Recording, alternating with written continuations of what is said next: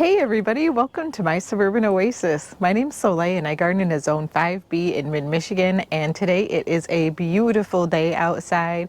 We have sunshine and a high in the upper 40s. It's absolutely gorgeous, but we have to remember it is still March and we have a ways to go before we get out from the cold. In fact, as I look at the temperatures coming in the future, we have some lows in the 20s, like 22 overnight. So that means that I'm going to have to continue to work on keeping my seedlings warm overnight because that is very, very cold.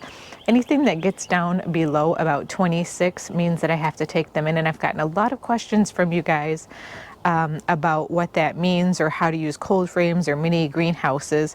So we'll talk a little bit about that real quick, and then we're going to go out front and we are going to clean up the long bed that's aside my driveway. So let's just walk over here and take a look at the greenhouse.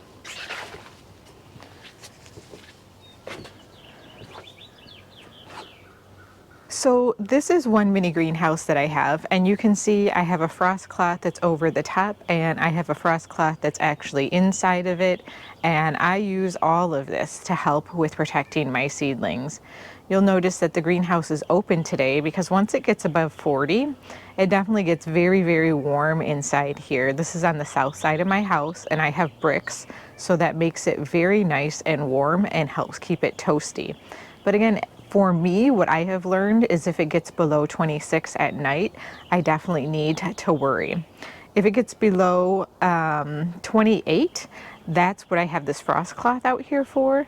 That usually means I'm going to pull the frost cloth over the top in addition to the greenhouse protection, because that just gives it one little additional bit of protection. And sometimes I'll even take the frost cloth that's down here and tuck it in around the plants if it gets below that. Now, 22 degrees overnight, what I will do is I will look at the temperatures and see how long it will be that temperature. So for example, will it be 22 from 4 a.m. until 5 a.m. or is it going to be 22 from say 3 a.m. to 6 a.m.? That makes a really big difference in terms of how long the plants have to withstand that cold temperature, because obviously the temperature inside the greenhouse only stays warmer for so much longer. And over here is my other mini greenhouse, and I have a similar setup over here where I have it open today, and I have some frost cloth down here because I did tuck that in around the plants last night. These are my bunnytail grasses, and bunnytails are hardy down to a zone 8. So they're decently hardy, but they definitely will not be able to stand 22 degrees, and I will take them indoors. So cold frames in mini greenhouses are great this time of year. They help maybe about a month in advance of when your last frost date is, or 2 months, depending on what the temperatures are like out. It helps me with the hardening off process because I can bring plants out here and I can take them out here sooner than I normally would be able to. It gives me the opportunity to shade them a little bit from the sun using just the greenhouse protection, because even that little bit of clear plastic does help to shade from some of the rays of the sun. And then it also helps again to keep them nice and warm. But you do need to be home when you're doing this for the most part, because you can't do this if you go out of town leaving things in a cold frame or mini greenhouse, because you have to continue to monitor the temperature in them. So it's definitely got some really good uses, but there also are some limits to that use. So I wanted to share that with you because I've gotten just a ton of questions from you guys, both in the comments and through email, about what's the best way to use these. And I highly recommend that you do some additional research on your own based on what zone you're in, where you are going to locate your mini greenhouse or your cold frame, and even consider, which I have not done, but I have thought about doing, getting a thermometer that uses like Wi-Fi to connect, so that you can monitor the temperatures and see how much higher temperatures you get throughout the night to see how far it drops. So let's say it gets 22 outside. Does it stay above freezing in your mini greenhouse or cold frame during that period of time? All right, well, I hope that that was some helpful information.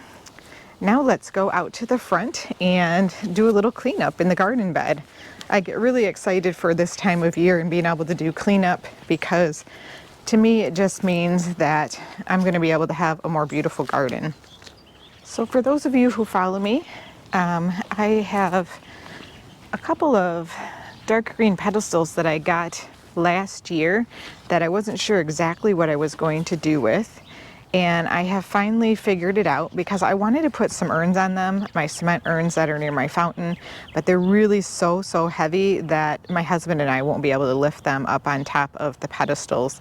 So I've decided we're actually going to use them here under each of these 2 square urns because we actually will be able to lift those. But right now what we're going to focus in on is all of this dead material that is primarily mums in here. And we are going to also probably go out into the front sunbed, which is over here, that we have some sedum that also needs to be cleaned up. So without further ado, let's get after it. Now with these mums, they dry out significantly over the winter, and I think I've showed you this before, but really rather than actually clipping them with my secateurs, I use my hands because that way I'm saving time because I can actually grab the debris as I'm doing this and set it in a pile rather than clipping it and then having to pick it back up and then make a pile. And yeah, so this I have just found to be the most expeditious way of getting after cleaning up mums. And these mums have been fantastic. These are a perennial mum that come back for me every year. They do a great job of spreading around, and if they don't spread to an area that I want them in, I just dig up a little clump of them and move them to where I want them. And they do very well. Now when I do that transplanting, I try to do that earlier on in the year. So for example, I might do that now if the ground is pliable, but it is a little early, like I said, because of the temperatures that we have coming up. So it might be better to do maybe in April, but certainly you want to make sure that you see some greenery coming up because that helps tell you how much you're able to dig. And it's easier transplanting before they fully come up.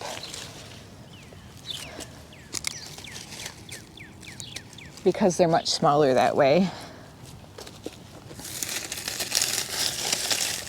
I'm actually breaking off some salvia as well in this bed. I have some Maynite salvia and some Caradonna salvia in this bed. They are absolutely gorgeous. And I am going to have to trim the roses, but in this particular garden bed, I'm going to wait on that until this really cold weather comes through. I've had some deer coming through already. Look at this, we have some of the Iris reticulata, the dwarf iris, coming up here. Those are so pretty when they bloom. They bloom a nice purple. Usually they are blooming already, but because we have had such cold weather this spring so far, all I have right now is some little bits of greenery poking up above the soil, but that is enough to make me happy right now because it's better than all gray and all brown, right?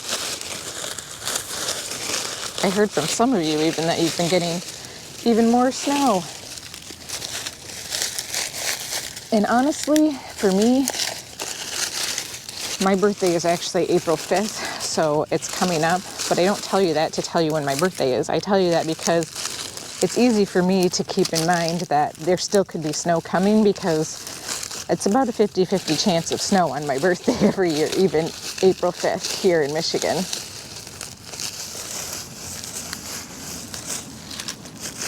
So, what I wanted to share with you is that a company reached out to me recently, and I believe their name is Ruko, and I think that's how you say it, R-U-K-O.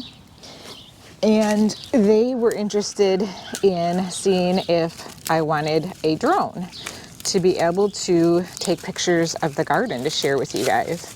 And I thought that was a really cool idea. So I said yes and figured we would learn how to do it. But what I didn't know, and what the person who offered it to me didn't know because she was an intern, is that you actually, in order to use it for YouTube videos, have to get a license to be able to operate an unmanned aircraft. And you have to take a really long class that you have to pay a fee for. And you have to buy 6 books to go with that class. And study books. And then in addition to that, you have to go somewhere. Like for us, it is a nearby airport to take the test. And if you pass the test, then you also have to register your drone and pay a fee for that. So, needless to say, it's going to be a bit of a process, but I just wanted to share with you guys that we are really working towards that because I thought it was an excellent opportunity and a really cool way to help show you guys the garden layout that we have here and to get different shots of it, because obviously right now, just walking through the garden, you can get a sense for a little bit of how it flows. But sometimes it's really nice to see the bones in garden structure, whether that's in the wintertime or during the summer, to see how the colors work together overall. And so I thought, even though we have found out that it's going to be a lot harder and a lot more costly than originally planned, we're still going to go for it. And we'll keep you posted as we get through it. So far, big kudos. My husband has stepped up to agree to be the one to take the class because it is a fairly long class, actually, and to take the test. So kudos to him for doing that and being willing to do that. And I think it's just going to be pretty cool once we get there. By the time we do, however, I think that there will probably be quite a few more flowers in the garden than there are now. But it also gives us something to look forward to, right? Just so exciting.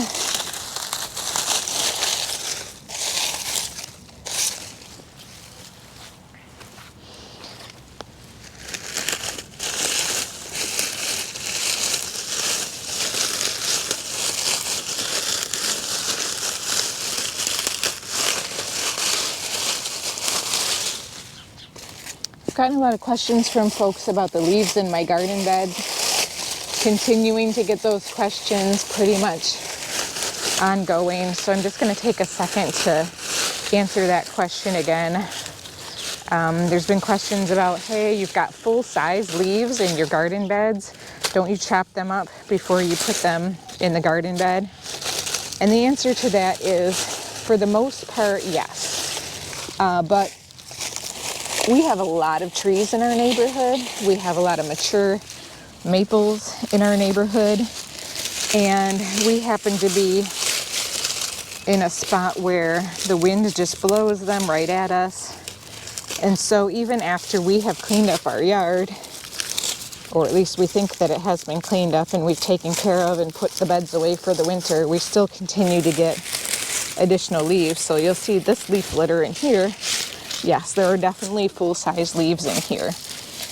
But no, these are not so deep that I'm going to have to move them and take them out or rake my garden bed before I put mulch on top of them. So right now, these are just going to continue to break down, and they'll provide some nice fertility to the soil. And I will just leave them and I will mulch over the top. Because I am all about working smarter and not harder. And these leaves, basically as they break down, create a wonderful organic source of food for all of the microbiome and activity that goes on under the soil to help feed your plants. Okay, think that does a pretty good job for this garden bed. Boy, does that look a whole lot better. And again, I know that there is still debris in here, leaves, that kind of thing, but that's okay. We're gonna get more rain, more snow, and that's just gonna help to break those leaves down further. And once we have the mulch in here, it's gonna look absolutely gorgeous. I am loving the evergreen structure that these two boxwoods and the false cypress are providing in this garden bed. Now, I do need to come in and do something with this pot. It has rhubarb in it, and it is definitely not level, and it's sitting on soil. So that's not really good for concrete planters because they can actually degrade that way. So I'll have to do something with that pot this year. I was actually thinking about maybe planting the false cypress directly into that pot behind the tree, because I really think it's something that pot really needs to be centered or something, because most of the design of this bed is symmetrical, if you can tell from all the other pots in here. But I'm not sure yet. I'm not sure exactly what I'm going to do. I might also move that pot towards the pool or just in some other part of the garden. So need to think about that, because I do want to find its kind of more permanent resting place, if you will.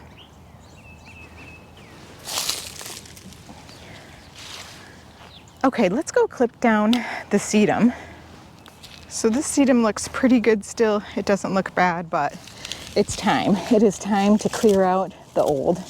And actually this seems like it's fairly brittle, so I'm going to try to do it the same way that I just did the mums. Nope, not quite dry enough. Sometimes it dries really, really well, and other years it maintains some of its moisture, which makes it so that it doesn't break off as easy. So we are going to have to use the secateurs in here.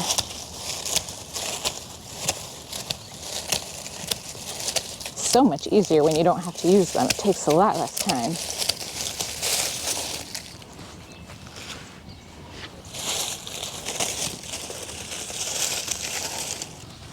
This time of year, we definitely are creating lots and lots of new material for putting in the compost bin. And we ran out of time at the end of last season to put in the new compost bin, or the extension to the big compost bin in the way back. But I'm definitely going to do it. Now right here you can see these leaves are a little bit compacted down, so I'm just going to fluff them a little bit. And let's pull this off of this allium if we can. It's still stuck in its little straw here. There we go. Ah, much better. You can just feel that allium sighing with relief after being released from its confines there.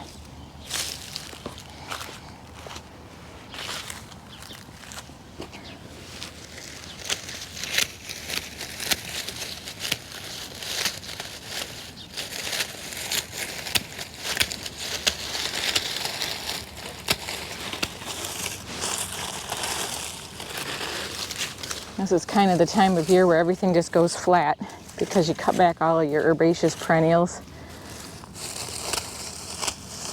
And then you just have to wait until the new growth all comes up.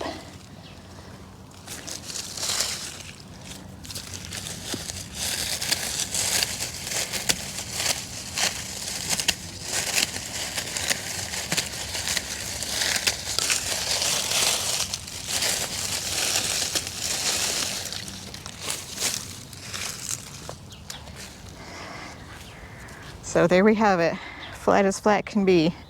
And I did come through the other day and prune up my bobo hydrangeas.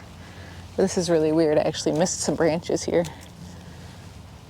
How could I? There's so much to do in the springtime. You'll see I did do some fertilizing here. And I'm just gonna do some leaf fluffing as well around this hydrangea, because I did a nice thick bit here, because this garden bed is so new that it really needs a lot of organic material still. And so in certain spots in my garden, I will put it down much thicker, and the leaves will rot down and break down a lot faster than the mulch to help improve this soil, because it's a much finer material. So I definitely prefer that. So here we go. All right, now we do still have some sedum over here that I want to clean up as well, because it's looking pretty darn ratty. I think we walked past this in the last video when I was hoping to get at it. So let's see what we can do.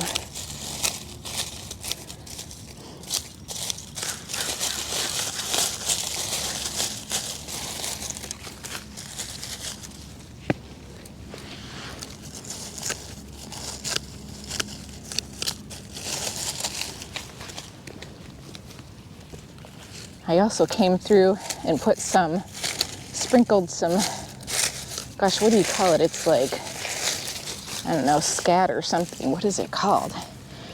Rodent away? No. Animal away? Something. It's one of those pelletized or granular form kind of like liquid fence where it has a smell to it that animals just don't like, so they won't be eating things, because the deer are definitely starting to walk through our garden again, and they were starting to eat my dwarf irises and eat the tops off of my crocuses. So, and it's too cold to spray the liquid fence because I don't want it to freeze or cause damage to any emerging, just like the emerging growth, whatever it might be, whether it's leaves or tendrils or whatever.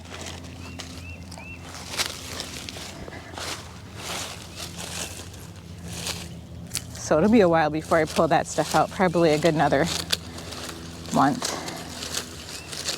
'Cause it has to be warm enough out that you can spray it.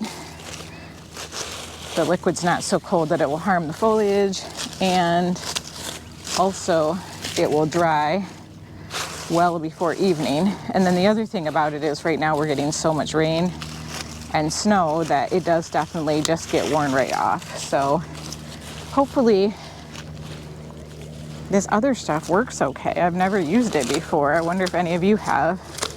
And if you have, how well did it work for you? It's like some kind of granule thing that comes in a packet, and you just scatter it around the garden bed, and supposedly it goes up their nose and it makes it really irritated.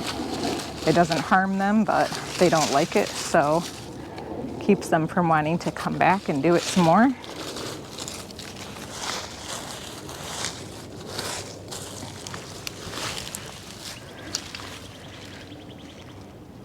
All right, well, here we have it. This garden bed looks pretty clean. That looks a lot nicer, a lot tidier, doesn't it? And sure, it does still have lots of leaves in it. Lots of organic material in here trying to break down. I definitely put a lot around these deutzias because these deutzias were struggling last year. Again, because I don't think there's that great a drainage in this soil right now, because it's not that great a soil yet. Just have to keep working at it every year. Between the leaves and the mulch, we'll be doing pretty good by next year. They usually say that plants take about 3 years to really start doing well after you plant them, the sleep, creep, leap adage. And I would say that that's about right to me in terms of beginning to see some real amazing improvement in soil structure. You can see it in less time if you add a lot more material that doesn't have to break down naturally, but I do it the cheap way, the free way, and that definitely does mean that it takes a little bit longer. Well, everybody, thank you so much for joining today. I hope you enjoyed this video. I've definitely been enjoying today outside and being in the sun, listening to the birds chirp and all of that good, wonderful spring stuff. Thanks again, and we'll see you next time. Bye.